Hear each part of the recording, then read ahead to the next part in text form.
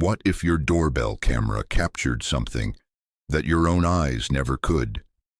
A terrifying rumor is spreading online.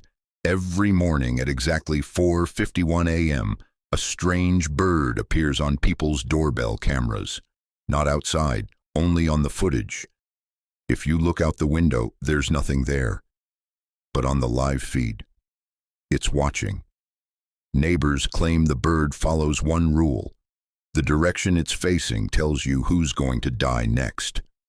One woman checked her old recordings and found 41 clips of the bird over 6 weeks.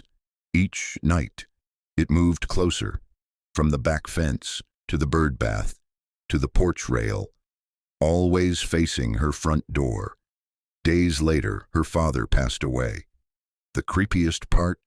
People say posts about the bird keep getting deleted within hours, as if the neighborhood already knows and doesn't want anyone else to find out.